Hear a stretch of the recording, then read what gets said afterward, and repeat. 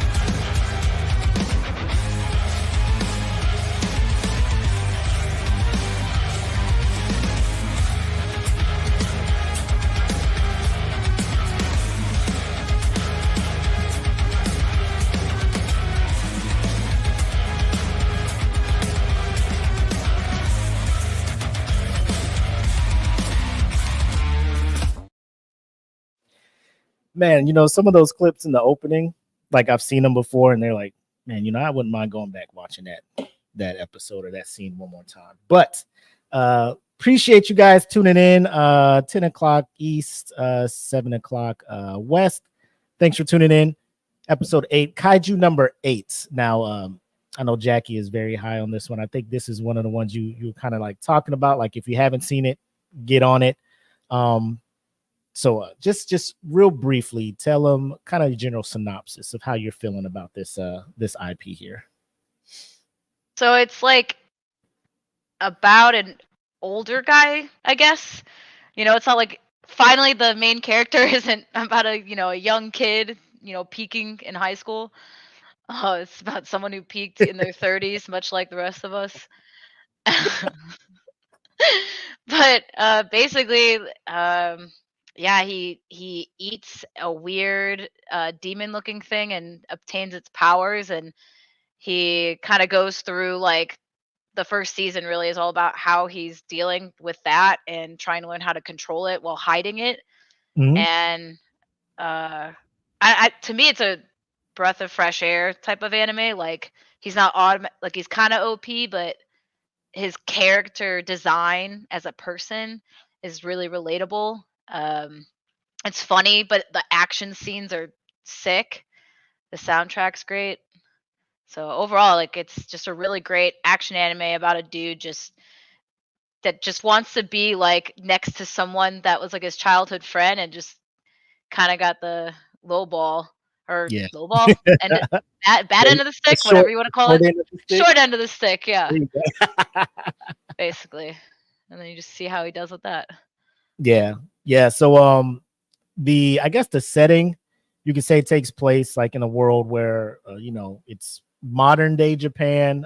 They've been dealing with kaiju's for so long that they created a defense force, kaiju defense force, and hmm there's a whole process of the aptitude test, all of that stuff, kind of like the It's like Chainsaw Man merged with kind of JJK, kind of merged with Fire Force, kind of merged with I don't know. Like that's what when I first watched it, I was like, this reminds me of Chainsaw Man. yeah. So like Jackie said, follows the main character, Kafka Hibino. And so he's a member of the cleanup crew after the defense force kills these huge kaijus, guts, blood, all that stuff, organs everywhere. The defense force, gets the parade, the hey, thanks for saving us. And then they call in the cleanup crew, which our guy Kafka, who I think is 34, which Jackie Yep. said is like one of the reasons I feel this is being celebrated or you know, being widely accepted is because the older generation of anime heads are watching it like, oh, it's not a fucking, high school kid that's like super powerful and dope. It's like a working class dude who is all about, doing everything he can to try to join the defense force because he tried to take the test multiple times, failed, couldn't get in. So the closest thing he can do is be a member of this cleanup crew, and they get no love. So he's in the middle of a cleanup. A kaiju shows up. He gets injured, and he's in the hospital. And like, I think it's like the first episode. Like It's so disgusting. he's healing up, and then he just wakes up in the hospital, and there's this huge like kaiju bug just forces itself into, like, it's just that scene. I'm just like, I tensed up a bit. Yeah, But when I watched that, I was like, ugh, oh my god. It gives him powers that he doesn't know yet until like all of a sudden he just turns into a kaiju, and the adventure starts from there. Him trying to hide the fact that he can turn into a kaiju because the world does not like kaijus. But he's able to kind of disguise it and activate it as needed. So it's an awesome premise. I like it. Some people, I have a coworker who's watching it, and they're just, you know what, kaiju, it reminds me of Attack on Titan. Like, it's a poor man's Attack on Titan. And I sat and thought about it, and I'm just like, What? I can see their point. Like how Eren can like transform into a Titan and take care of some things, how Kafka can turn into the kaiju and take care of Eren was a really frustrating character kind of in like the first few seasons. Yeah, but I mean, like, on a shallow, like, I guess, general thing, if you're trying to explain it to somebody, like, kaijus are a thing. We have a guy that can turn into a kaiju to fight back, just like Titans were a thing, and Eren can turn into a Titan and fight back. But the overall aspect, like, the premise of it is not as dark and as grimy as Attack on Titan was, but I think it's a great thing. And so with that out of the way, let's start talking the manga and the creation of that.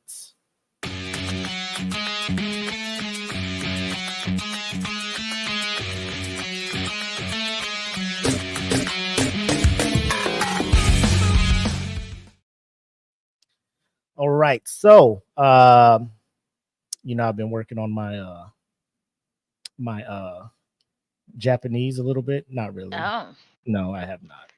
So like these names. So these names, again, I'm doing my best, so don't murder me. But of course, creator Naoya Matsumoto. Matsumoto. He's the creator of this. He began his career in 2006, creating a story, Neko Romancer, that was published in a Jump, kind of a collection of stories and stuff. A lesser known one than Shonen Jump. But then he got picked up to do the Shonen Jump when he started creating the Kaiju number 8. The biggest thing, obviously, he was influenced by a lot of the I think the genre is called tokusatsu media, like Ultraman, like the Power Rangers, like they get together, grow big, fight other big monsters and things like that. A really big influence, he said, was Shin Godzilla, which was in 2016, Pacific Rim, things like that. So he was thinking how to incorporate the kaiju genre with anime and try to put I guess a shonen twist to it, which led to the creation of Kaiju number 8, which I feel is super dope. I think the biggest thing he said, he aimed to create a story that follows a protagonist who has to achieve their goal while hiding their identity from a hostile organization that they're also a part of, seeing it as an entertaining concept. So with that, yeah, we kind of already described it. But the biggest thing about it is the choice of protagonists. I think that is the biggest difference between our current shonen that are out there and super popular.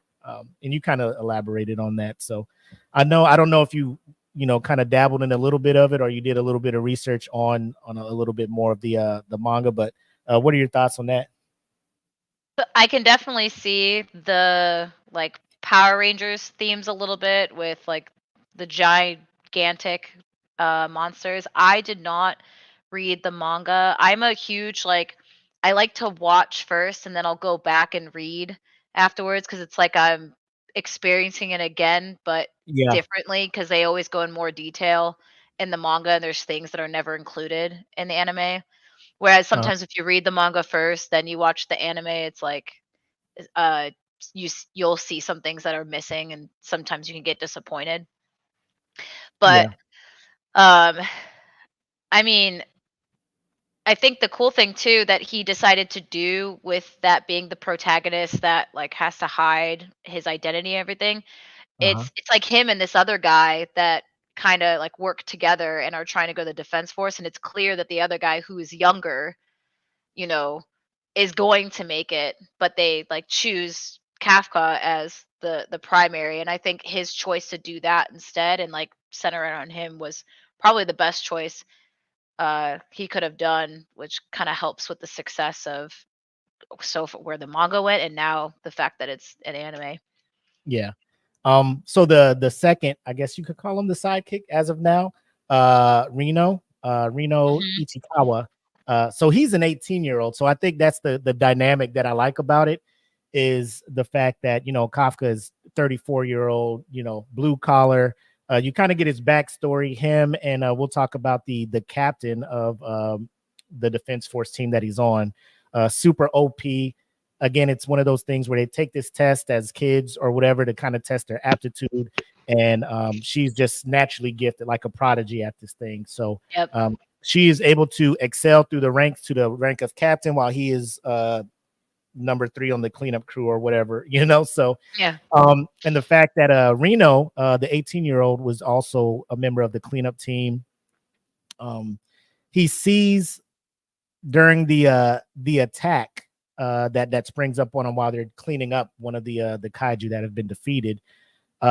He sees the selflessness and the determination of Kafka trying to save him from the kaiju and all of that stuff. So he kind of starts looking at Kafka as the big brother. I don't want to say father figure, but calls him senpai. All that good, all the terms of endearment for Yeah. that. So you start seeing that relationship build to the point where even after Kafka finds out that he's been turned into a kaiju, Reno could easily, turn him in and all that stuff. But um, he remembers all of the stuff that Kafka did in the short time that they've known each other. Like, you saved my life.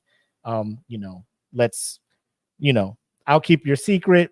Let's go do this defense force test again. I'm rooting for you, but he's kind of hesitant because he knows Kafka is trying to figure out how to maintain hiding the kaiju stuff, and he doesn't want Hmm. anything bad to happen to him. So that dynamic in and of itself between those characters, I think that's endearing too, because you're not getting the standard protagonist, and then they're kind of, you know, uh anti-protagonist, or they're kind of rival at that. Yeah. There's no rival. It's more like a not even a peer to peer. It's like role model to like his not subordinate, but regardless of the fact that he's not really that strong or anything as Kafka, like Reno looks like up to him and wants to be more like him. And it more Yeah. centers around Reno wanting to compete with other people and then just like helping out his senpai overall. Yep. So when it comes to that, quick rundown of the plot. So childhood friends, Kafka, that's the main character, and Mina, who is the childhood friend, where they make that vow, like, because a kaiju destroyed their town. They're like, you know what, we'll never let this happen again. Let's join forces and we'll swear to rid the world of kaijus. And they did this cool little handshake thing, and then you find out that she has left him in the dust as far as fulfilling that, and he is just always determined now to get up there. So Mina is 27, and no, Kafka is 32. So the Hmm. 34 thing, I'm just trying to make him older than what he is so I can relate to him. But so yeah, he's failed the examination numerous times and is on the cleanup crew. So they keep testing, and they finally take another test to join the third division, which is where I guess the region that they're in, where Mina is the captain. So there's that working on. There's that working. The whole, childhood promise. I got to try to stand next. I want to be by her side and help rid the world of these things. You gotta On have top, the childhood promise. yeah, it gets me every time. I promise we'll be there together.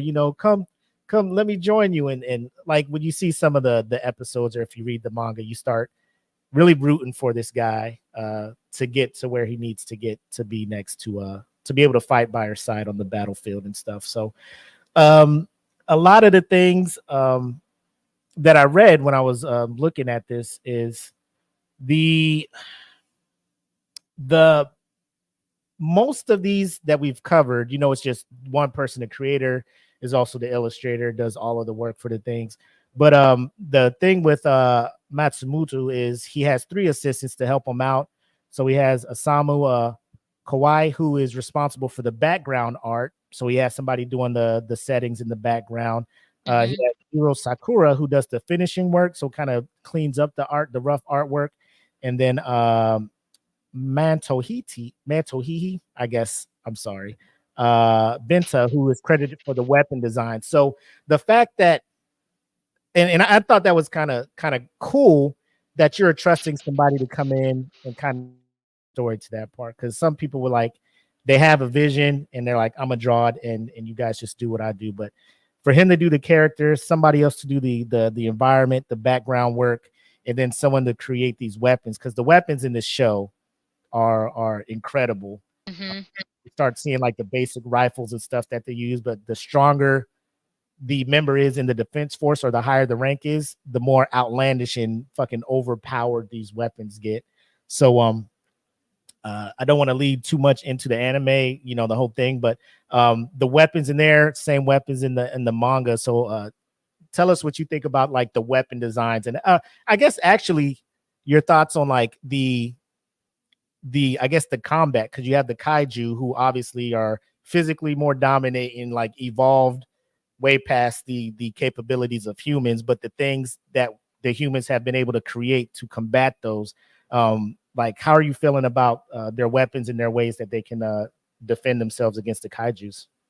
I thought it was interesting that they created like this, because everyone has like a suit that's a part of that defense force, and then that suit is going to amplify their like strength, their speed, their defense based off of like what their already known physical capacity is as like humans, which is dependent upon like their training or whatever the case is. So I thought that was a really interesting concept. I know it's probably been done in like other animes where a suit is gonna do that, but I never seen it where like there's different percentages, and then depending on the percentage was dependent upon what weapons or things you can do. I also liked that even though you could have an output power of like, I don't know, we'll say like 80%, there are still other weapons you cannot handle. Like the captain, for example, she specializes in massive freaking cannons, whereas the vice captain, who's personally one of my favorite characters, Well, he is uh, cold. yeah, he kind of. I can see this is where like I can see someone talking about it's a poor man's Attack on Titan, because he reminds me of Levi a little 100%. bit. Uh, and if anyone's seen the anime, they probably know one specific instance of where that could be a factor. But he cannot do like guns that well. He cannot also do like long range weaponry. He has to do like close up combat. And then also I like how some of the weapons, it just fits the personalities too of the people. It's not even just like I'm really strong so I can just do all this stuff. It's like I the way that I am built and the way that my mindset is like this specific type of weapon is what's going to be effective, and I can't just pick up like this large weapon and also do the same thing. Yeah, and that even goes to the basic weaponry that they start out with, right? So along with the suit that kind of pulls your innate powers and ability out, which is crazy because the suits and the weapons, they're made from previously destroyed kaijus, right? They use Yep. pieces and organic things from the kaiju to create the armor and the weapon. So it pulls out your innate abilities and stuff.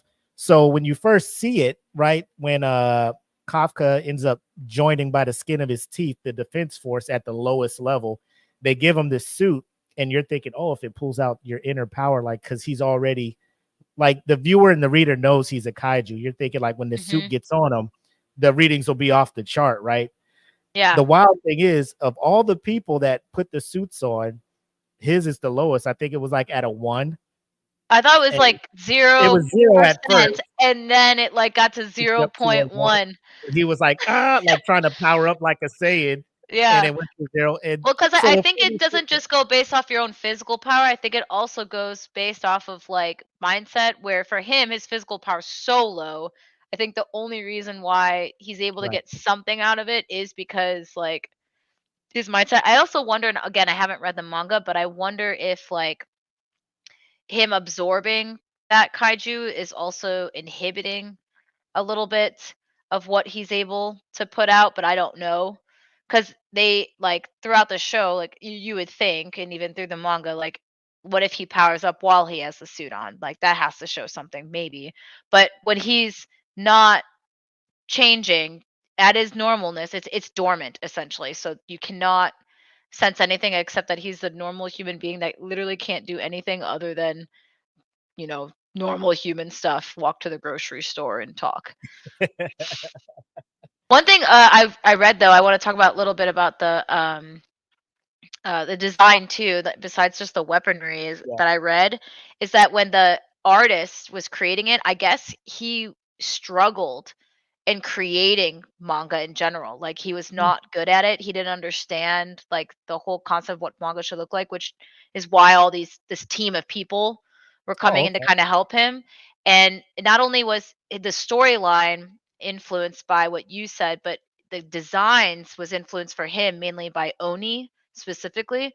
And then Oh, in the art of the like manga, you'll see on the covers that the kaiju has his specific kaiju has like a blue glow, and I guess that was inspired by Tron, the 1980s film ooh. Tron. I could see that because, yeah, like, during certain moments, there the little, I guess, gaps in between, like, his armor plates will get that, like, Mhm. neon blue glow, and, that's kinda, it never amazes me, like, you can just draw inspirations, just the smallest Mhm. inspiration from something. Because, like, you hear somebody be like inspired by Tron, you're thinking like futuristic cyber bikes and stuff. He's like, no, I just like the neon glow, so I just threw that in here. Yeah. But yeah, I mean, it adds so much because when we start talking about the anime and the actual production and the animation and the actual visuals, Mhm. when these combats and when the power ups start, it's super dope. But like you were talking about the vice captain, Hoshina. Um, so so Mina, obviously, we talked about her, super skilled, the strongest one, hence why she's the captain of the third division. Um, her abilities allow her to, like, create these supercharged cannon shots. So when it comes to, like, taking out the gigantic, It's and one there's shot, different sometimes two. levels. Yeah, she takes guys out 1 or 2 shots. Um, and the way they displayed in the manga is like the the kickback from this cannon is no joke. So when she braces herself, like, these bracers come out, lock herself down, and she's like Yeah. on top of this building, and it's like 1 or 2 shots, and this dude is done. The minute they find out where the core is at, she could just take that thing out. Um, Yeah, and there's 3 different kinds too. There's, like, the Yoju, which is, like, the smaller ones, which is mhm. you can just take them out with regular The rifles. guns or, you know, front or face-to-face combat. Then you have the Hanju, which are the biggest and most powerful kaiju, so those are the ones that sometimes she'll get called upon, or other people, it takes like the whole team to do Yeah. that. And then the big ones, which is the worst ones, is the Daikaiju. Yep. And then I think those are the ones that will get numbers as well. And if they're identified, it's because like like either it was a huge disaster, like cities got wiped off the the face of the earth, essentially. A lot of casualties. Oh, that was the other anime I forgot to say that it reminded me of, or manga, was One Punch Man. Oh, the different levels of threats like dragon and all that That's stuff. what it Okay. also that's what that was the main thing. It was like Chainsaw Man, One Punch Man, like that was the big two that I could see elements of like that Mhm. in it. I think one of the also the other thing I love about this one is he is not one to shy away from comedy in in this story. Oh, dude, it's So hilarious. as serious as the situations is, like saving the world, like cities being destroyed, people dying, he finds time in between the fights for like human interaction and letting you know that Kafka isn't just the just super dude that is just immune to awkward situations and things like that. So a lot of the jokes come from his squad mates who are all relatively younger than him, 18, 17, early 20s, and he's out here 32, which to me is pretty young. But you know, like when you're in the military, you know, like when the younger cats come in, they'd be like, what, you're what, 30 something, like Yeah. you Which know, 30 is like, now that I'm in my it's 30s, not, I'm like, this is actually not that old. it's And not. like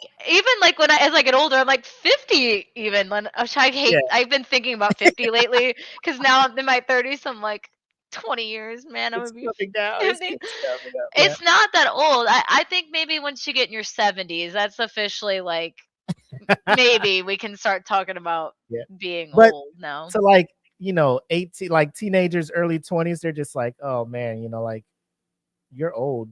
You joined when I was in middle school or Yeah, and something they like and that. they always Oh, call shut him the up. old. Also always call him the old guy, which is like my Yeah. favorite. And they make jokes about him. But even like I watched the first episode, right? Sorry, I know we're kind of No, dabbling no, a it's little bit cool. in the anime, but even like the second episode where like now he's like this fully transformed kaiju, and I was laughing. I had no, I it's been a while since there's an action anime like that was Uh-huh. like that hilarious. Like you never would have seen some of that stuff that they were doing. It was so funny. He had no idea how to control the power, and it was just him. It was 100% him. He just looked completely different, which I think was easier for Reno to like, be like, "Chill, I got you. Like I'm gonna Yeah. help you out." That's so Um, funny, man. hilarious. And like I know it was good when because my wife was watching the first episode with me, and you know, when he does his first transformation and they're running, and he's like, man, I feel like I gotta pee, and but he's in the kaiju form, Yes, he that's doesn't what I'm know talking anything. about. Yeah. And he's like, I'm a go, I'm a pee, and Reno's just like, no, bro, don't do it, that's gross. And he turns back and look, and he's like peeing out of his nipples because Yeah, he's like, so what are you doing? Yeah, bro, I was losing it. My wife was I laughing. was She was dying like, "Hey, what laughing. is this?" I told Steven because I had watched it before Steven. Because Yeah, normally I'll go through and I'll watch an episode or two to see if it's like worth it, and I'm like, hey Steven, we gotta watch this. And before Kaiju was even like made a big deal, it came out. yeah, I saw it and I was like, oh, what's this? And I threw on the first episode. I was like, oh my god, this is actually really good. And then that episode happened, and I told Steve, I was like, just wait until this part. And we were dying laughing on the couch. He's like, put on the next episode. I was like, I know, yeah, it's that good, isn't it? yeah. All right, let it ride. Yeah. Uh, but the manga obviously was doing so well, and then Crunchyroll starts backing it a bit because if you've been watching anime on Crunchyroll, like Crunchyroll was just like, hey, premiering in this on this date, Kaiju number 8. So they were kind of amping it up like the animes coming, but they were helping boost the sales and the popularity of the manga. They were fronting to have billboards put up in Paris, in like a lot of the other bigger cities, promoting this. So obviously that kind of helps it. So Yeah. when you're looking at the manga sales, the first series sold like over 90,000 the first week, like physical copies, 69,000 the second week. And then by December in 2020, because the manga, I believe, came out, I want to say 2018. I got to scroll back up and look. I thought I I forgot. saw 2020, but I could be wrong. That might be it. But yeah, it was starting to pick up, right? It was selling, and people were just like, "Oh shit," like. Yeah. This can be something. And I think right now, I don't know if you have the number, like I think it's over 50 million, Let me if look I'm not up mistaken. sales right now. 15 million copies. 1.5 The, million. yep. Yep. That And have been printed physically and sold digitally as of the release of volume 13, and then 1 million more than the previous check-in last month. So add another yep. million on So there. um and I haven't heard anything from the creator saying that it's planning on ending anytime soon. So you can just expect that number to grow. And even if it does end, as the anime is running, more people will kind of stumble across it later on in the seasons and kind of pick it up, because I think that's how Demon Slayer is in it. Because Demon Slayer is, the manga is done, the story is complete, but because of the popularity of the anime, like people are seeking out and trying to buy the manga or download it digitally and things like that. So that's why their sales are like fucking through the roof, record breaking type stuff there. So um yeah, so it's another banger where the manga was popular over in Japan and stuff, and over in Western culture. Very few people are picking up on manga before the show starts or the anime adaptation begins. But after the anime drops, people see it and they want to get ahead in the story. So that's when they start getting the manga and start checking it out. So um, just I see this probably being one of those modern anime that end up breaking the sales chart, getting up in there, overtopping some of the longer running anime or the mangas that, just like we were talking about, JJK Mm. usurping a lot of these classic uh you know manga and anime titles, just because the timing that it came out, and I guess the ease of access to get them digitally, which do count towards the sales, because a lot of these other ones like One Piece back in the day and Yeah. Berserk back in the day, things like that, like we weren't able to get them. Like you'd be going on eBay or ordering them offline from or online from Japan and paying ridiculous amounts of money for like 3 chapters of the stuff, Yeah, or so like what people were doing is putting all like translations online, which they still do, but lately it's been getting cracked down a lot. A lot of those websites now you can't really read or watch illegally as much as you used to be able to. yep. But I think it's really cool that a lot of these mangas and like even webtoons and stuff like this, like Kaiju number 8, that Crunchyroll is picking up on so fast, or different types of animation studios are like finding like we need to animate this, and like because it never used to be like that. And also I Mhm. feel like animes back in the day too, they would stray a lot from the manga, and they would stray from because a lot of animes too, some of it are not even mangas. They'll be what's called novels, and Yep. they won't even be made into mangas. They might be made into webtoons now, which is a huge thing. Before it's Yeah. even made into a manga, it's either or. The way that it usually goes is there's a novel, and then there's the manga and or a webtoon, or it's like novel webtoon. Well, no, it's novel webtoon or anime, or novel manga then anime is what I've been seeing lately with some of these. For Uh-huh. some, it's just like I think Kaiju is only a manga, but that's the way it's been going. And I mean, I think just with how popular manga and anime is becoming now, like it's really easy now to find these gems that for people who don't really like to read or never did read those things, it's so easily now to find them Yeah. and animate them. Yeah, and I feel the fact that he does have a team helping him out will kind of Yeah. lessen the burden on trying to produce all of that stuff, because you have beloved stories and properties like Hunter x Hunter, where the creator took a hiatus, right? Like, I'm a chill. And to your point where you're talking about anime straying from the manga, which lead to filler episodes Mhm. and stuff. Like when you look at a property like Bleach, where I actually watched the anime before getting into the manga. Like the anime, I'm just watching it, and there's all these arcs, and I'm just like, man, this is dope. This is dope. Then I read the manga, and I'm just like, well, where's the bounce? Where's all this other Mhm. stuff? And then I go, that was fucking like a whole season, like 20, Yeah. 30 plus episodes were just, and that's kind of where the greed of the animation companies and production companies and stuff get in, like, make some shit up. And Yeah. people are like, what the fuck you want me to do? There's no source Yeah. material. Just roll with it, Which and I know we're like straying a little bit from the topic, right. but to talk about the fillers too, and like with Bleach or just shows in general that have that, some of the fillers are actually pretty good, and they Yeah. do describe a portion of the story that the manga never really gets into. Like Bleach, the one arc that's probably their only best filler they ever had was when they talked about the Zanpakutos and the origins of them and like how they all Yeah. came to be. That's not in the manga at all. No. But that's cool. Like I kind of wish the manga did, go more in detail about how did Yeah. everyone get their thing, or how did it come to be, like how did it start, but they never get there. They only really focus on like Ichigo. I know. But it's like I said, this one so far, every episode of the first season, no filler. It's only 12 episodes, I believe. Right now, Um, yeah. there's been no slow episodes.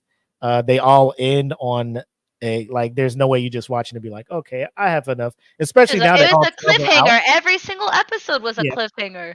And the fact that all 12 are out, because I was watching it as it was simulcasted, so I'm just Same. wait to the next week, wait to the next week. So the fact that you can now, if you haven't checked it out, just hit up Crunchyroll and watch all 12 or wherever you stream your I'm very jealous for the people that do get to do that, because it was tough. Like I try to do that, but there's a small clique of anime heads at work, so they're just like, you haven't watched it. Like, I didn't start watching it till it was like 4 episodes in, and they're just like, yeah. dude, you got it. I'm like, I can't, I want to. And then they talked me into it. Then I was stuck in that fucking waiting to the next season or the next week stuff. So, which I don't mind. It's all good. But like we talked about the the manga, super dope. The art, the inspiration and stuff like that. So now we can get into the meat and potatoes and get into the anime adaptation of this beautiful story.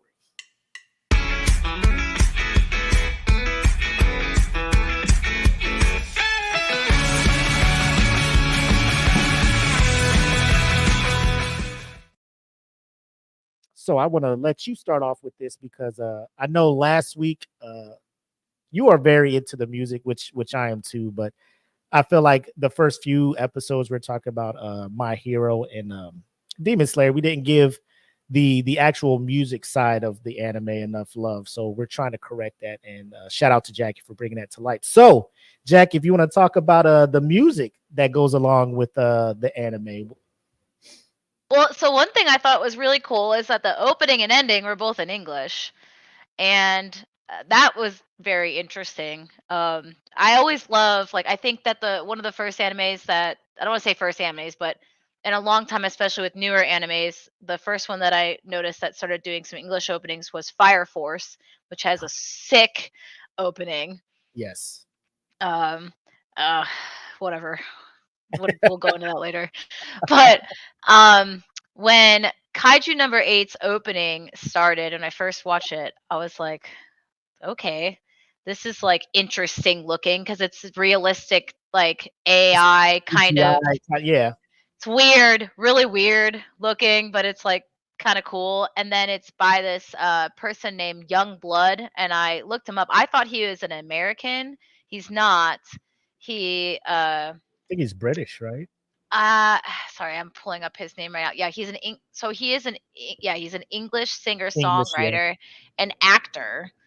I don't know what he's acted on. I didn't really look at that, but he's got a lot of other songs. But the one thing songs that he made was from Fall Guy. If you ever seen that movie, but I haven't watched that.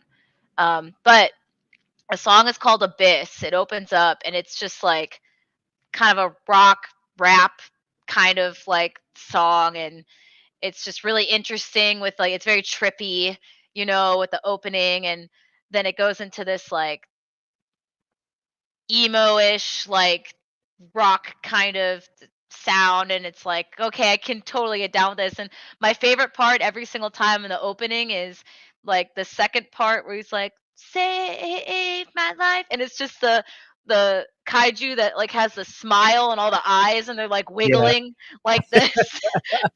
Walking. I don't know why, but it's so like visually pleasing with like the music too. It's really good. I've played the song so many times. Yeah. Then what surprised me is the ending is by One Republic. Where have those Mhm. nerds been? I have no idea. It came out of nowhere. So a part of me was like, this is awesome. One Republic's doing an ending for an anime. But then another part of me was like, damn, One Republic, did you realize, you know, your music is like not as popular anymore now. You're going towards the anime route, which I mean is not bad either.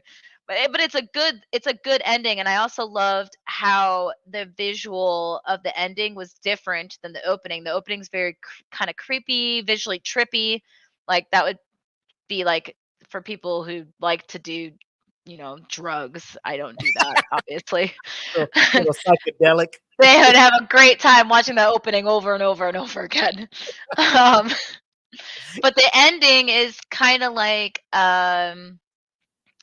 One Piece had it when they switched their animation style and everything got really great. And some animes too, their openings, the way their styles would go is very like smooth cartoon, if that makes sense. And the colors are like pastel kind of, and it's Mhm. very like chill kind of watching. Like you feel like very um it's another appealing type of animation. And then that Mhm. song was also amazing too. Like I'm like, "Oh, this is also a really good song." And I was playing the song for Steven before he even watched it, and he's like, "Who's this? This is a good song." I was like, "Oh, it's the ending of the anime that I want you to watch with me, by the way." Right. He's like, "Really? This is an ending for it?" I was like, "Yes, it's One Yeah. Republic." So, yeah, Youngblood, English singer-songwriter and actor. He's kinda reminds me of, like, good Charlotte that kinda he's got that emo look, like his hair is like red and black, and then he also changes his hairstyle, like kind of looks like you know back in those days, kind of like pop rock, not pop rock, sorry, emo pop, which is what made me like it even more. But super good song. I did look up his other music. I wasn't a biggest fan of a lot of the other ones. Yeah. But yeah, what I don't know. I'm such a huge like when it comes to like openings and endings that like sometimes will make or break like how you're gonna feel about an anime. And then Mhm. the OSTs in general, which is like Amazing. the soundtracks are just Yeah. like really, really, really sick. And the animation studio that did all of it, Production IG, which Production Mhm. IG's done a lot, been around for a really long time. Has like done what? Ghosts in the Shell, Psychopaths, Haikyuu, which I watched Haikyuu. It's been on my watch list for years. I just haven't watched it. Um, but either way, like they've done a lot of like, oh, Eden of the East, Guilty Crown is just really, really great anime too. But what else do they do? I'm looking. Oh, Blood, The Last Vampire. Oh, video games wise. Oh, I didn't know they actually did video games too. Interesting. I can see that because a lot of the set pieces, combat and stuff like I could see that being kind of inspired by like a video game cutscene or something like that. Maybe that's what they do is they like do cutscenes for some of these like I would say JRPGs and things like that. Yep. But yeah, the I always love it when there's memes that have gone around like the anime opening is like the most action packed, like the music gets you hyped for the show, and then the ending will be some they're just walking, looking up at the star, little ballad Yeah. is playing or something like that.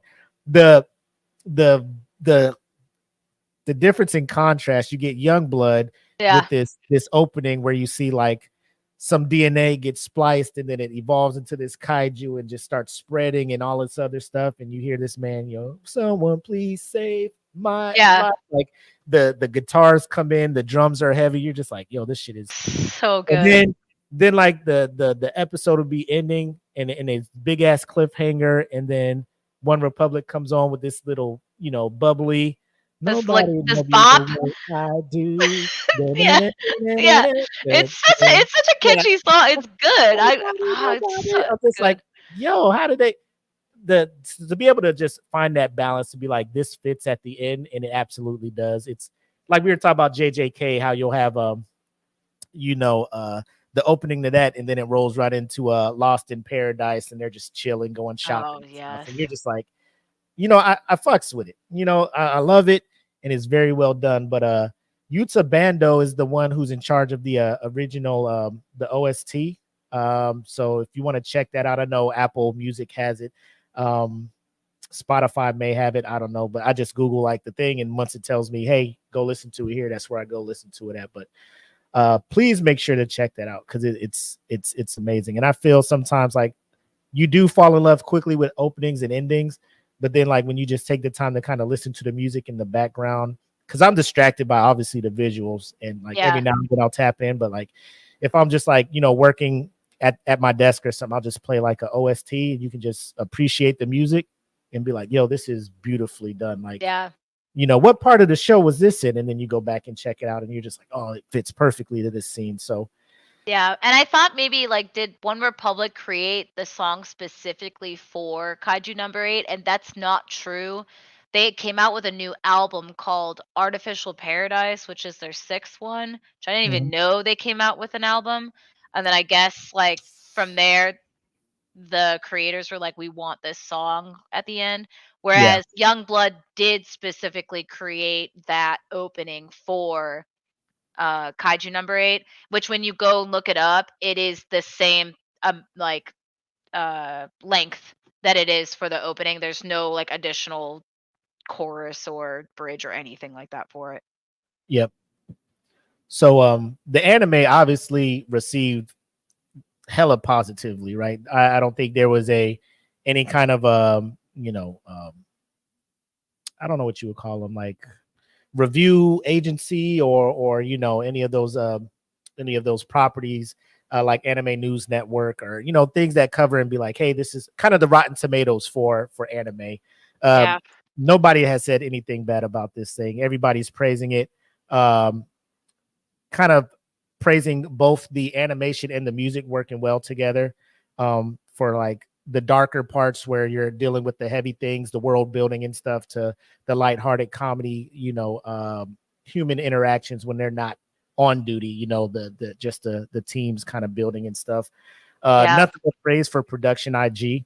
Um, Yeah, and they then did a really good job, especially like with the fight scenes. mhm, It's crazy how this anime can be so lighthearted, almost like a slice of life kind of vibe, and right. with like the humor.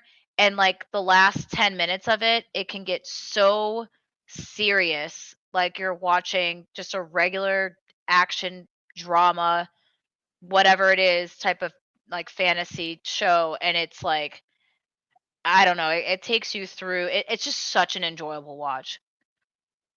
Indeed. And like every week you have people breaking down each episode, and nothing negative. Like every episode, they say it is well done as far as how it builds upon itself, the world building. They're not going too fast, they're not taking, going too slow. And then for some of the bigger fights, like between numbered kaiju, because obviously we have kaiju number 8, who's Kafka. Then we're introduced to, I believe it's kaiju number 9, who Yeah, which was has wild. infiltrated the defense cleanup. So learning about trying to, I guess, evolve to another state to where they can obliterate, because the kaijus are like, we want to get rid of humans.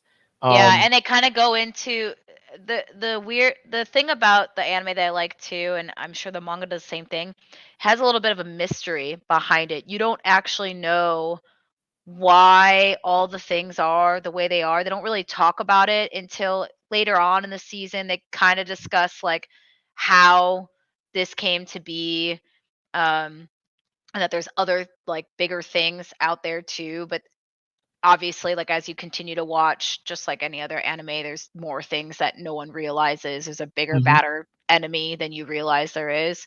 Right. Um, but I thought that what they also did well with pacing is a lot of times when people like get a new power, sometimes you get so focused on we got to create a training arc or some type of thing to talk about how people are going to like level up or get used to whatever. And they did a really good job with Kafka. Like it's not that they, like you said, they didn't sprint forward too far, they didn't go too slow. It's just like maybe a couple months later, like it's still like you didn't miss anything kind of thing. It's just him trying to figure out life and still trying to apply for this defense force. But like, why spend time on that? Because there was no point. And I thought they did a really good job at capturing like that piece of like, we don't have to like focus so much on these things because that's not like the point of like the story, which I think helps uh keep the audience's attention span, if you will. Yep. And the thing I like about it, and I feel like, my bad for forgetting to mention this. Just going back, double checking notes. Um, the world that it's set in, like there's the main manga storyline with Kafka and stuff, but then there's, they got a spin-off manga, Kaiju number 8, the B-side, which ran from January 5th to July 12th this year. It's based off of the light novel, like you were talking about. A lot of these things are light novels, and then they're just like, we'll kind of take that and add to it. But the spinoff, the B side, focuses more on the side stories of the Defense Force members. So instead Oh, of it kind okay. of just focusing on Kafka and his main story, and the anime kind of lets you in a little bit on Yeah. some of his teammates and stuff, but the manga actually gives you like the backstory for things like that. And it's been rumored that before the season 2 drops of Kaiju number 8, following the main storyline of the manga, there'll be like a kind of like a side, I don't want to say like a spin-off, but yeah, a spin-off where you'll start getting more of the backstories of the team members, which I'm a big fan of that because Yeah. I love character development, how Same. they're Yeah, I know displayed. some people don't like the backstories, but yeah, I'm also a huge fan. And sometimes some spin-offs and some animes I'll like watch and I'll always be like, yeah, that was kind of boring. I don't know why they had to do that. It's like, yeah, let's just put some stuff out because we're waiting for the next season to come out. I like when there's intent behind the spin-offs. I think Yeah, that's better than like let's just put some. I think they're not called OSTs, but Slime does that yeah, a lot where they'll put like random like OP uh episodes where there'll be like 4 of them, but they're not really pertinent to the story. exactly. So, and I love character building, especially like if I'm already endeared by these characters from what I've gotten from these 12 episodes so far and into the manga. Like I haven't read the B side. I'm intrigued. I'm trying to get around to doing that, but it's always hard to just find time to just read through a manga or watch the Yeah. anime and do adult shit because we're 30, so we're old and stuff. Well, I'm in my 40s, so Which I'm I did advanced. also like. I also like oh, bored. I like how they did it's Shinomiya, the female, like not the Um, captain, right? But like the other no, the super strong pilot, female. yeah. Yes. I like when she first showed up, when like you guys watched the anime, right? When you first see her, you're Uh-huh. like, oh, it's just gonna be some cranky know-it-all. Like you gotta always have one of those, so on and Or so black forth. girls, yeah. But as you 'Cause go in, like it's again, like you said, the character, the relationships, it's she I like her a lot as a character. Like obviously the captain, I like that with the captain, they don't focus so much on her. Like she is obviously the top, but that's not who you need to center it on. It's like all these relationships and everyone else that he's surrounded with. And even though mhm, she's this badass character, just like Reno is, like or Ichikawa, like right, they still like look at him as this like guy that they just look up to and want to like protect and be a part of like this team with. Like they are this new family that they're creating. And even the other characters that they started to introduce that they haven't really gone too much in detail with yet. It's yep, more of like a rivalry that's happening with the lower, not the lower, but everyone else besides Kafka or whatever. Um, I don't know. I really, really, really like the characters, the personalities that they've chosen to have from like the writing and then the animation style.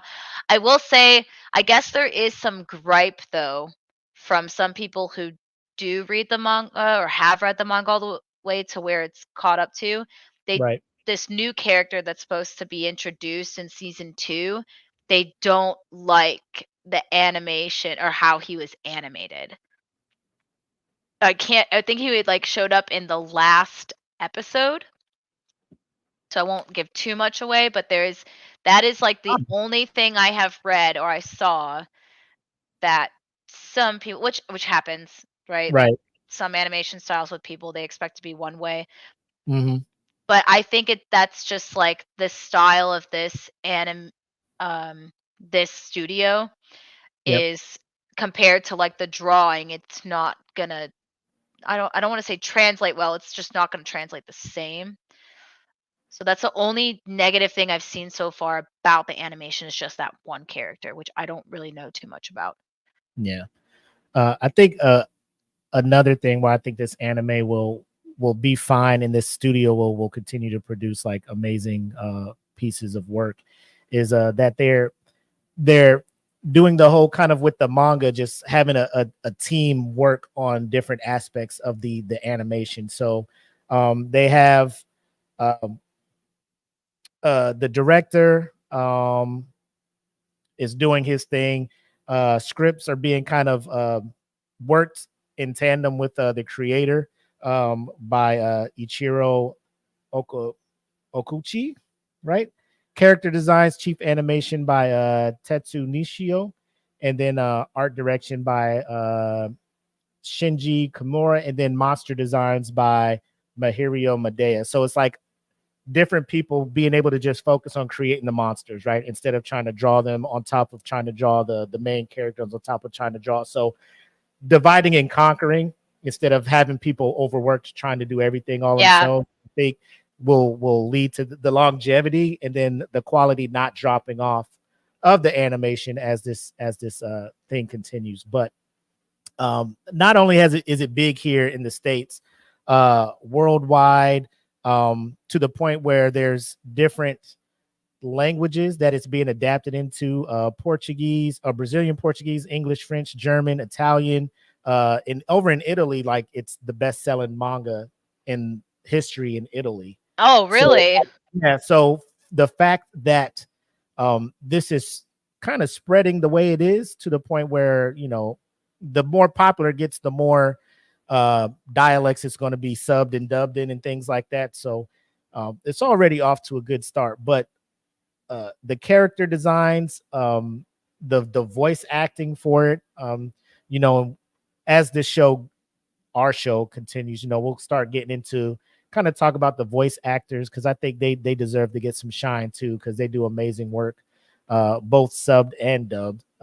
So I'm starting to go back and watch some of the animes that I have watched in sub, trying to go back and watch them in dub because when I go to these anime conventions and comic cons, like it's mostly the dubbed voice actors that show up, and I hate going up to them and be like, I love the anime you work on, but I haven't heard your voice as this character, Yeah. and it sucks because I want to give them shine too because they do work. And I hear a lot of dubbed anime, um, which used to get ragged on for being horribly voice acted. A visitor. Is that Yeah. Tucker? It is Tucker. What up, Tuck? Yeah, he's getting mad because I'm not giving him attention. He's been meowing. Oh, look at you. Look at you. You just not showing love to the kiddo. He Actually, originally was fine, and then now he started getting angry. So he's been walking across the other computer desk we have, and he started making his way over here. And I'm like, he's gonna walk on the. I know you see me. What Oh, up? hey, look who it is! What up, man? Thanks for tapping. Hey.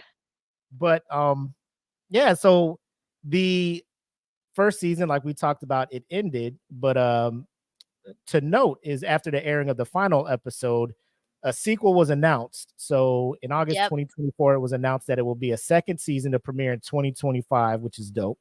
It was also announced that a compilation film of the first season and an original episode entitled Hoshina's Day Off, which is the Vice Captain, will Yeah. screen together in Japan theaters in 2025. Crunchyroll will stream the second season. So Crunchyroll obviously has the I guess the exclusive rights to keep this on their streaming service, which I am 100% cool with.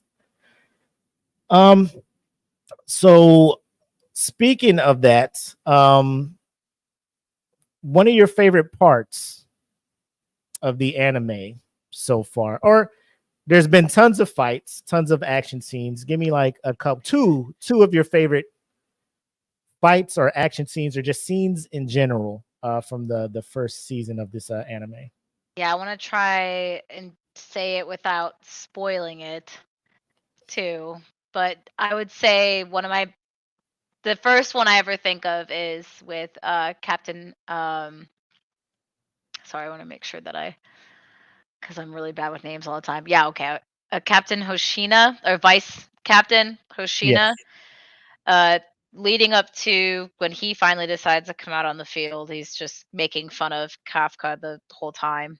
But when he finally like gets out there and he shows off like his strength and fighting style, that was one of the most insane fight scenes I've seen in a while. It reminded me of the like Sound Hashira a Same. little bit, and then the freaking what is it, the stone Hashira, like just it's just insane. And then Levi, like it just like all of it, like just like the animation and just how he just switched.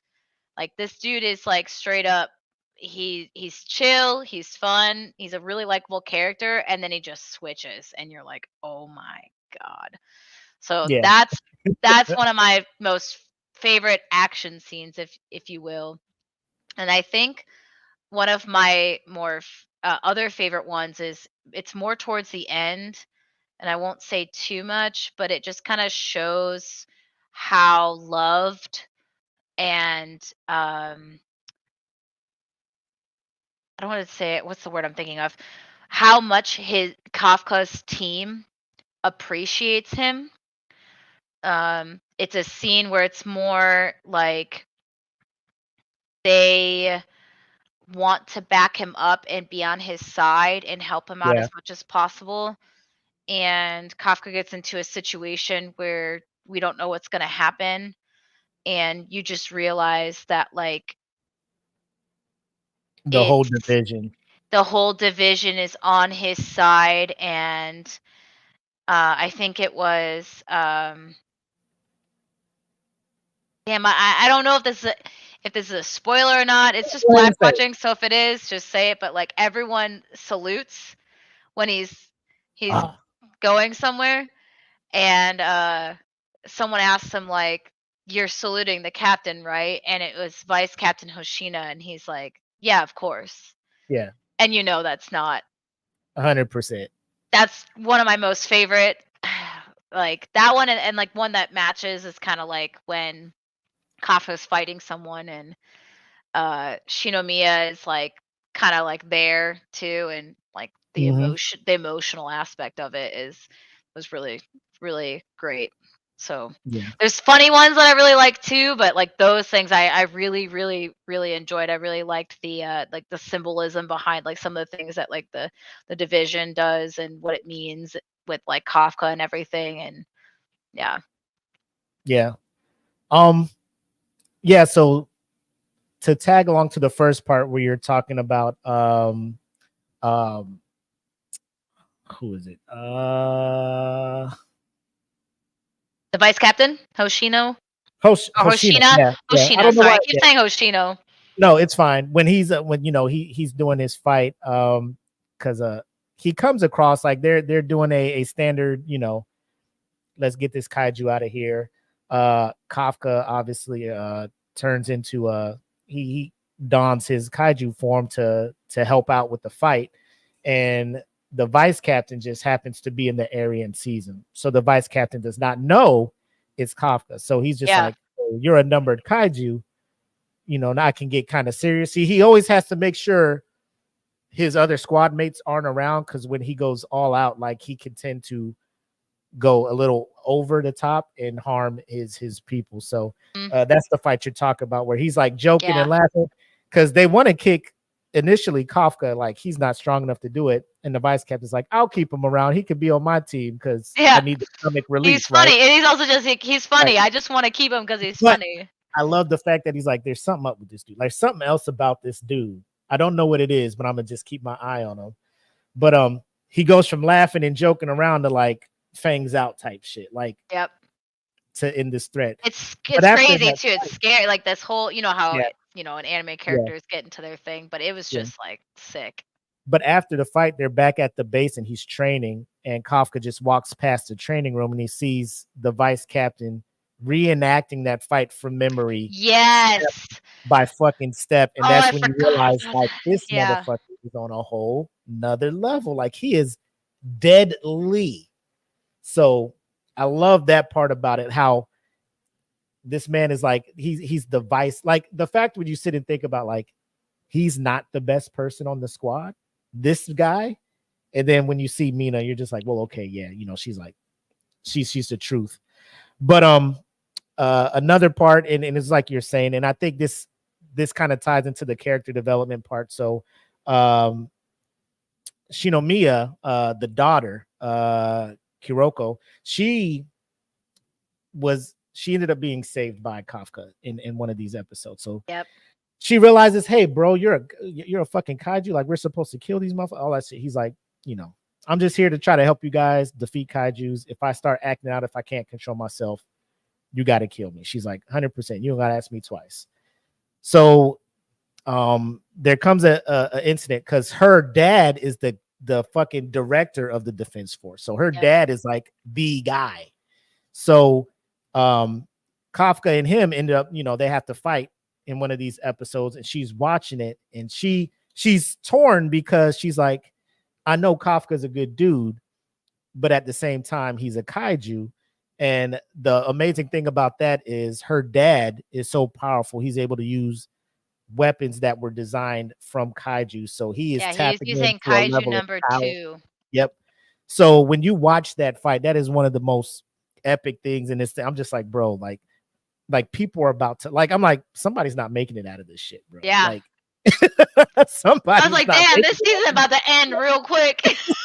Credits are about to roll real quick for somebody. Like, but yeah, you got to tap in and check that thing out. But yeah, so those are like two of my favorite parts. But emotionally, the part where you know, Kafka's walking, he's being escorted by the captain and the vice captain, and his squad mates all salute, and they're just like, the suit's for the captain, right? Yeah, sure, yeah. And we all know what it is, because I was in my living room saluting the boy, like, you're a G, bro, like, respect. You knew you were going to get exposed, but he was willing to do that to save his people, and then it led to that. Like, the selflessness of it is what I love about it. And then they in turn repay that respect. But please make sure to check it out. Like I said, all 12 episodes, first season on Crunchyroll. Get spun up on it. If you want to read ahead on the manga, you can feel free to do that. I do it. I use the Shonen Jump app, and then there's a couple other apps, but Shonen Jump is like $2 a month, and you get like all of them as they drop. So with that being said, it is time to for us to kind of shed some light on a few anime that we feel you should be checking out on Keep This on Your Radar.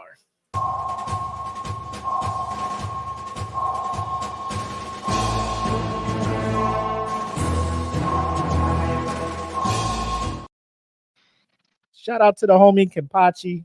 I know you're busy, things are happening in life, but you know, we haven't forgot about you. So whenever you join back, we are looking forward to your insightful anime input. But in the meantime, me and Jackie will hold it down.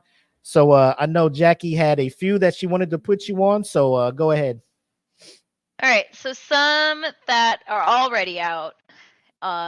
And then there's one specific one that's coming up that I just think is interesting. Some that Sengoku Yoko is what it's called. I heard that it's about a brother and sister who Mhm. are demons trying to figure out how to work alongside humans. Essentially, the art looked really good. I haven't watched it, but it's on my watch list. I heard Go Go Loser Ranger is a good one. It's like Power Rangers, but it's not Power Dark? Rangers. Is it like It's the Dark Power Rangers or whatnot? Yeah, it's like the bad Like the boys? guys one. Yeah, because apparently it's really funny. Um, the one I watch, it's called My.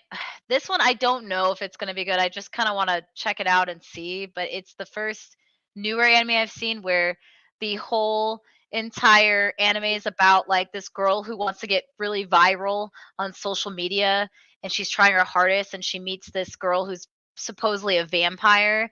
It's called Man Knock a Punch, and one of the scenes I watched is this girl just decides to just knock this one chick out into the wall, and it's like this comedy relief kind of thing. And this Yeah. next one, oh yeah, see, Yeah. that's what I'm saying. I heard that Go Go Loser Ranger is like the next thing. Like you have to watch it. Currently, what I'm watching is I'm trying to catch up on. Yeah, Yeah. I'm trying to catch up on Parasite. I'm old to the game for Parasite right now. I'm on episode like 11 right now, so I'm getting there. It's 24 episodes, so I'll be done soon.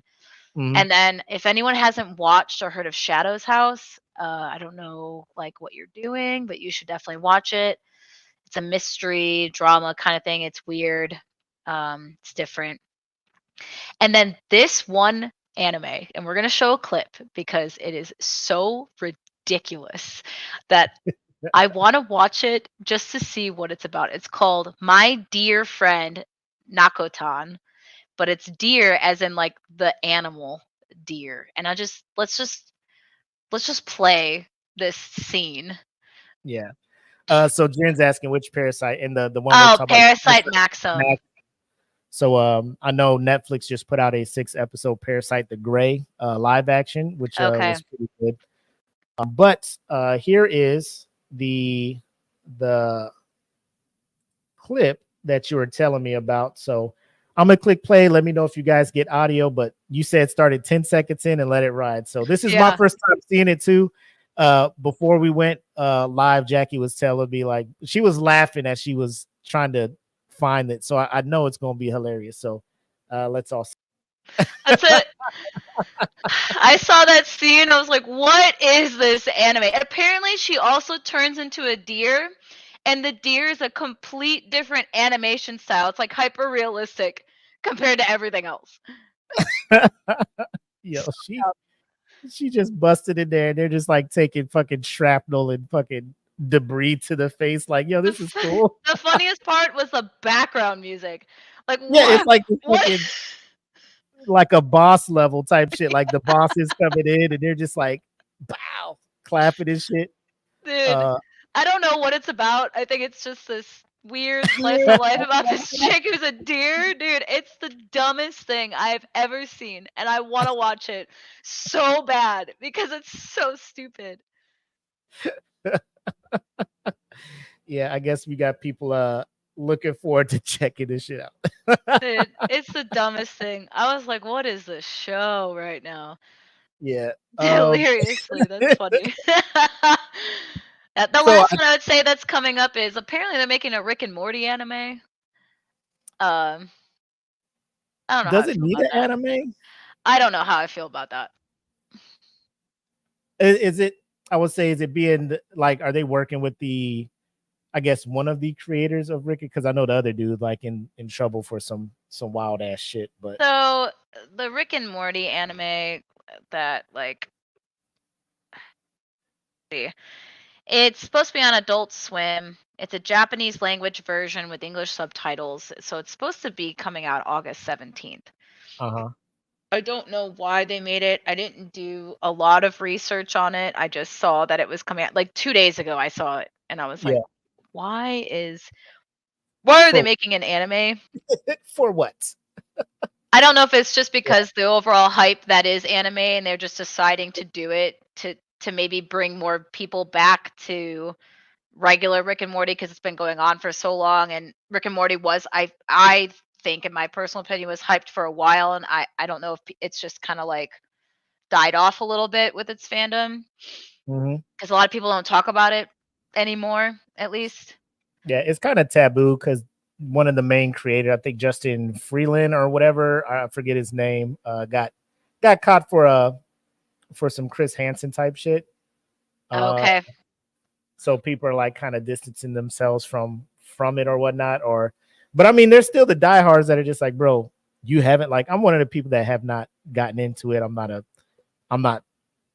I have no desire to like catch up on Rick and Morty, and people are just like, "What do you mean you haven't watched Rick and Morty?" I like Rick and Morty. I watched it all the way up until I heard that, and it's kind of hard because like I really do like Rick and Morty. It's really funny.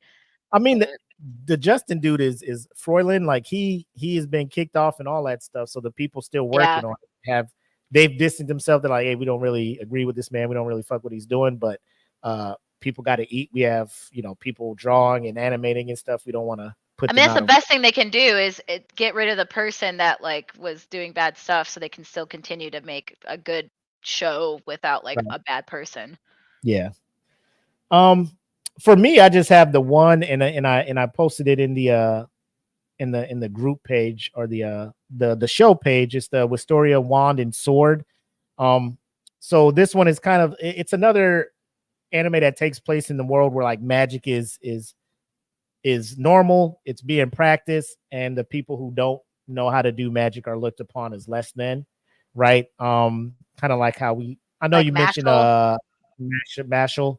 But this one, like, it's animated by Bandai Namco, and if you don't know, Bandai Namco is usually the developers of all these, JRPGs that come over here, like Tales of what's the last one? Tales of Asteria. Tales of Arise. No,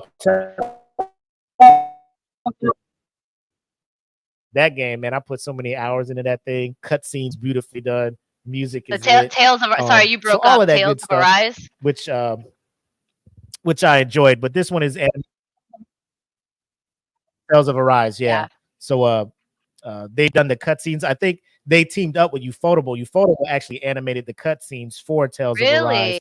So that whole game is dope. But they're actually in charge of the animation for Wisteria, and like episode 1 off rip, you're just like, yo, this shit.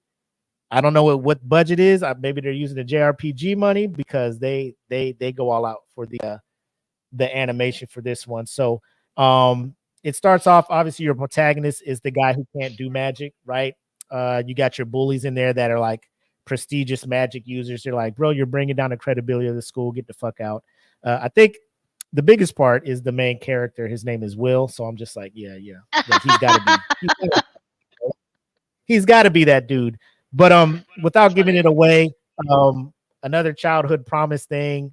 His friend was a magic prodigy, leveled up to the grandest level of magic users, and he's like, I'll meet you at the top, and we can continue to do she's like, cool, I'll wait for you. So he's on his grind to get there, but obviously he can't use magic. But because he couldn't do magic, he just developed other traits as far as like melee combat, things like that. Instead of a wand, he carries the sword, and people are like, there's a story behind it. So just check that out. It's simulcasting now, so it's live. So if you want to check it out, there's 4 episodes out now. 3 of them are dubbed.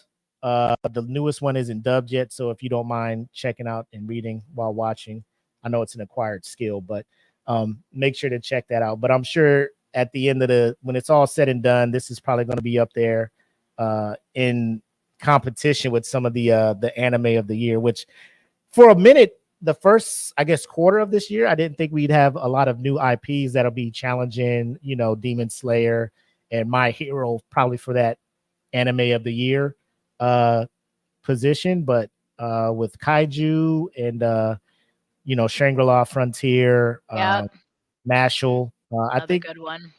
I think these I think there's some competition out here for the anime that was kind of dominating for the past few years. So yeah, I kind of like it that now all these different animes are now going to be a part of that lineup rather than like what's like I mean, I love obviously Attack on Titan, My Hero, uh, excuse me, um, Attack on Titan, all that, but like they've always dominated like Yeah.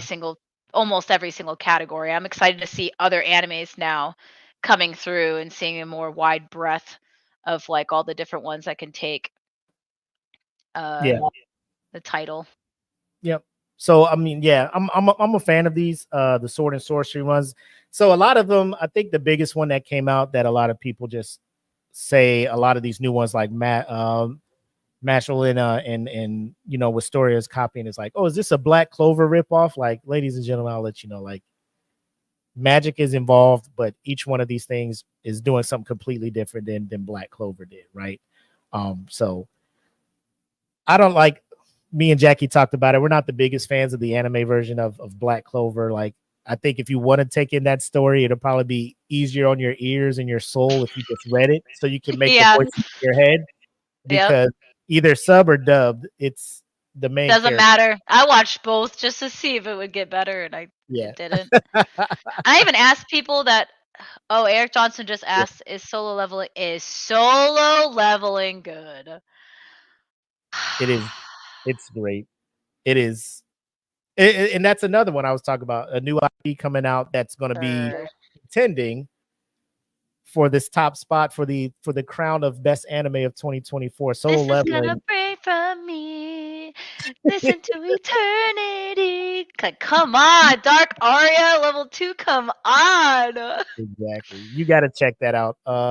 Gotta And I will watch let it. you guys know if you guys do not have a Crunchyroll, I will give you my login stuff.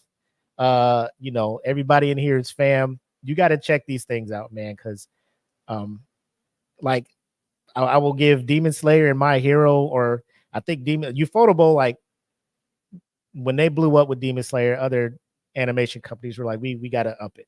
We gotta Yeah. up it and we gotta match the quality and have that quality continue and be consistent throughout. So a lot of these guys are stepping up, and I think we as the fans are profiting and benefiting greatly from that. So unless you got anything else you want to put them on, we can go back to our regularly scheduled program and wrap the show up. Nope, nothing else. All right.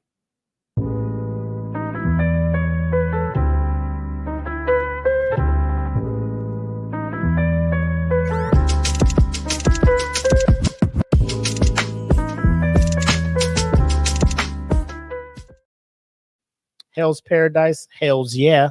I watched that. I saw Oh you put yeah. that in there. See, there's so many they're just slipping my mind, but Hell's Paradise is I've watched Hell's amazing. Paradise. It is, oh dude. Right. I'm gonna go pee real quick. I'll be right back. Okay. Go ahead. While she's gone, I will say, Demon Slayer good or One Piece good? So One Piece, I will say, like, I see clips of the newer episodes where the animation is amazing and everything. A lot of the hardcore fans are saying that the character development, because it's been running so long, you get a lot of the backstory, a lot of character arcs.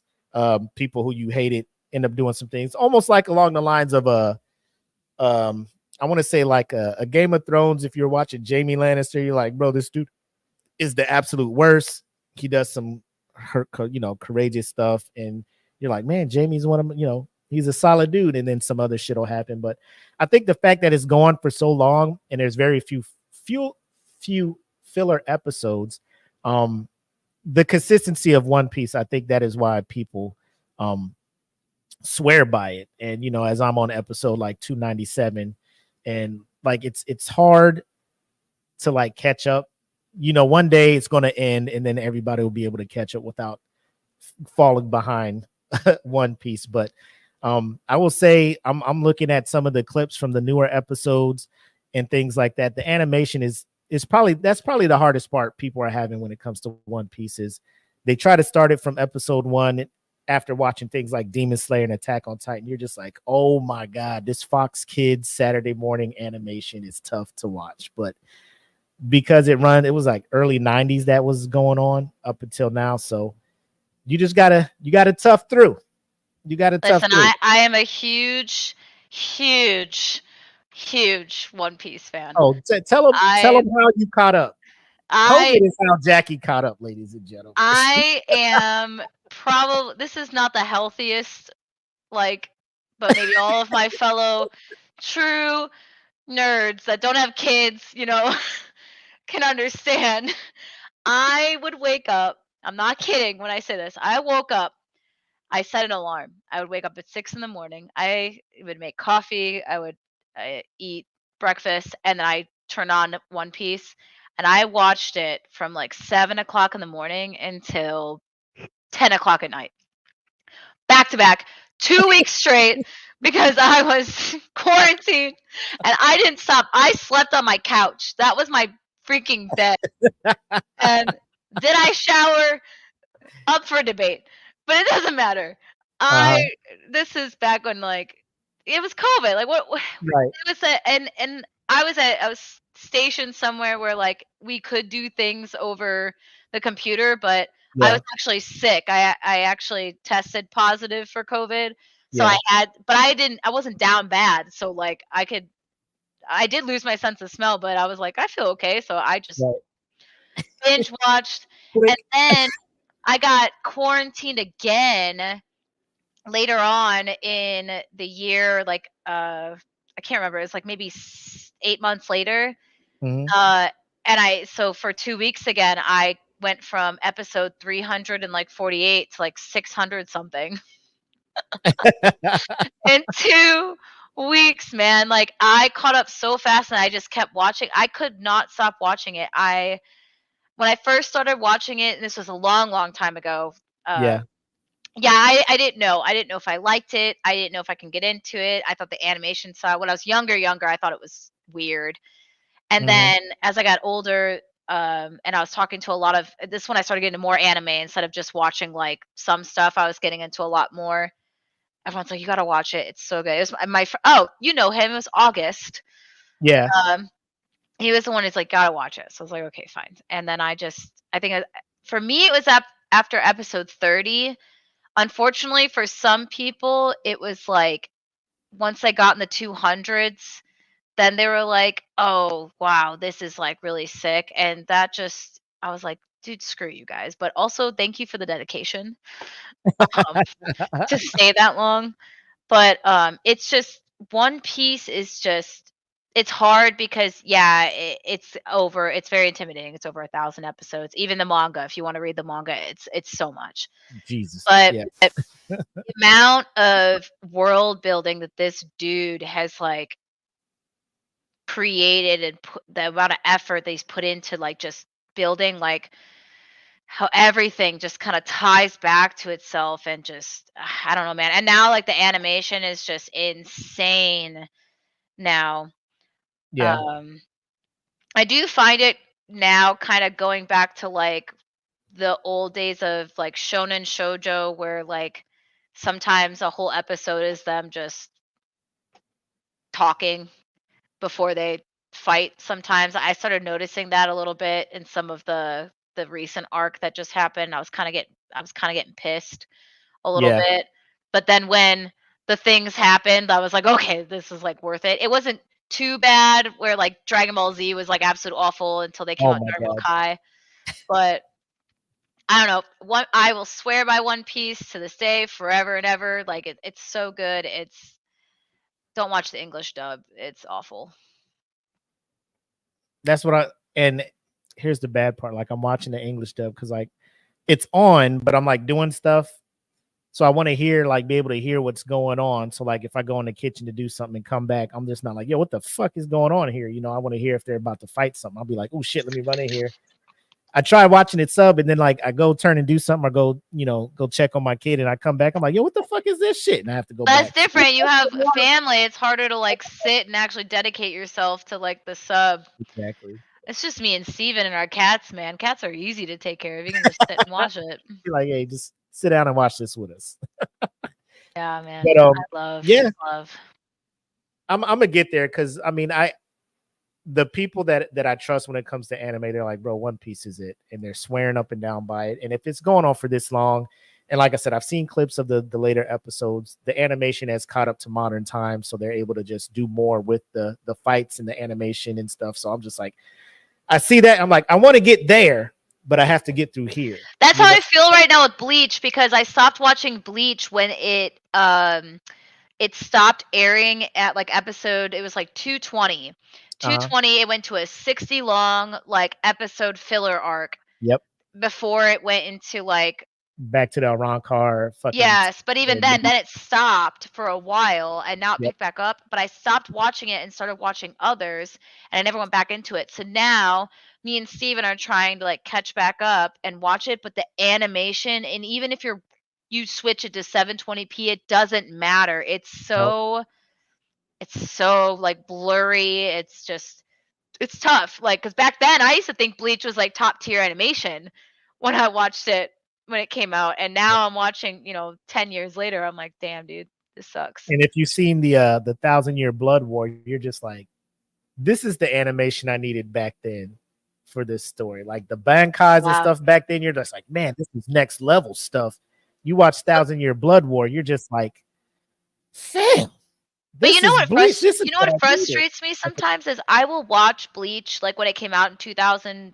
It was like 2008 or something, in 2010. Yeah. And then I'll watch like, I don't know, I'll watch like Yu Yu Hakusho, or I'll watch Cowboy Bebop, right? Made in like 90s, early 2000s animes. Mm-hmm. Their anime style is not that blurry. It's not that bad. So I don't understand what happened after, like, I just want to say like it's like 2005 to like 2010, almost that in between. There's a time it's like where they were trying to do good, but it wasn't catching up to whatever TV was trying to display. Right. I just think they were just rushing, because like we talked about, like the manga story for Bleach was just the Arankar arc, right? Aizen did his shit. Ichigo trains, he goes to Espada or whatever, wherever they're at, and or what is it? I forget the name. Hueco Mundo. Yeah, and goes fights the Espadas and all that stuff. So I'm sitting there watching the anime. I'm just like, man, this is dope. So I think the animation company was just like, bro, just put some shit out there. Just keep this weekly shit coming. So like the quality probably wasn't there to the point where they can, do like how One Piece, you can go back. I think they just released like the HD version. Yeah, now they did it, and now you can actually like enjoy more. Yeah, so I think that has a lot to play in it. But like I said, I'm never gonna badmouth One Piece. The only thing I will say is like, bro, like that like I'm gonna have to put a lot of other anime on hold, a lot of other shows that I'm trying to watch on hold, and just focus and sit down and watch this thing so I can catch up. But yeah, that would take you a while, and with the amount of podcasts that you do with animes, you're never. It's like you're gonna have to watch One Piece like every other day. It's gonna take you forever before you catch up. I just need to just catch COVID and sit my ass down somewhere and watch it. That's the secret. you just have to have an addictive personality like some of us do, where we could just sit down and like not move or shower for 3 days. Yeah, but so that's all we got. Episode 4, Kaiju number 8. Final, I guess. Obviously, I know you. I will tell you I recommend it. I'm assuming Jackie will tell you the same. Tap into it. Get caught up. It's only 12. Watch the opening, watch the ending. It's sick. Yep. But we'll talk offline. We'll try to figure out what we're going to talk about next time, and we'll keep you guys in the loop. But until then, I'm the homie Mac, aka your boy. This is the awesome anime loving homie, One Piece connoisseur, Jack Attack. And this has been Eat the Cake Anime. We'll catch you guys next time. Peace. Peace.